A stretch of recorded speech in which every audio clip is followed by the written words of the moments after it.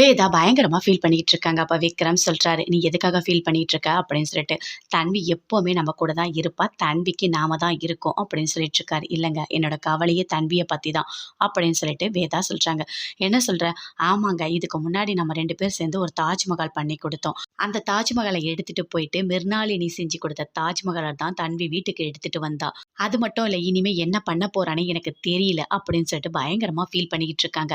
அப்ப இது எல்லாத்துக்குமே காரணமே அந்த ஆதி, அவங்க ஒய்ஃப் 2 பேரும் தான். அப்போ கோர்ட்ல வேணுன்றதுக்காகவே தன்வி மனச மாத்துறாங்கன்னு எனக்கு தெரியுது. அப்படின்னு சொல்லிட்டு விக்ரம் சொல்றாரு. "நீ கவலைப்படாத வேதா. கண்டிப்பா நமக்கு எல்லாமே நல்லபடியா தான் நடக்கும். சரியா? பிரச்சனை என்னன்னு கண்டுபிடிச்சிட்டோம்ல, சரி பண்ணிடலாம்." அப்படின்னு சொல்லிட்டு விக்ரம் சொல்றாரு. எல்லாரும் சேர்ந்து கோயிலுக்கு போறாங்க. தன்விய தத்து குடுக்கலாம் அப்படின்னு சொல்லிட்டு வேதாக்கு.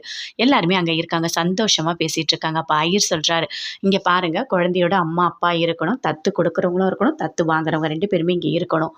அப்படின்னு சொல்றாரு. "என்ன இப்படி சொல்றாரு?" அப்படின்னு சொல்லிட்டு விக்ரமோட அம்மா சொல்றாங்க. "ஆமா, தத்து குடுக்கணும்னா கண்டிப்பா அந்த மிர்னாலினி இங்க இருக்கணும்." அப்படின்னு சொல்லிட்டு காவேரி சொல்றாங்க.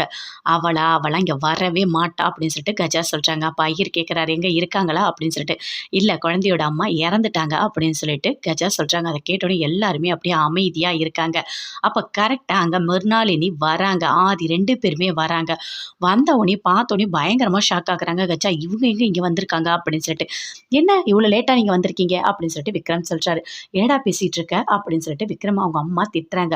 "ஆமா, இவங்க 2 பேருக்கும் நான் தன்விய தத்து குடுக்க போறேன்." அப்படின்னு சொல்லிட்டு விக்ரம் சொல்றாரு. அத கேட்டோனே காவேரி, வேதா எல்லாருமே பயங்கரமா ஷாக் ஆகுறாங்க. "என்னடா பேசிட்டு இருக்க? உனக்கு அறிவு இருக்கா? இல்லையா? நீ போய் குழந்தைய தத்து குடுக்க போறியா? அதுவும் அந்த மிர்னாலினிக்கா?" அப்படின்னு சொல்லிட்டு பயங்கரமா கோவப்படுறாங்க. விக்ரமோட அம்மா கத்துறாங்க.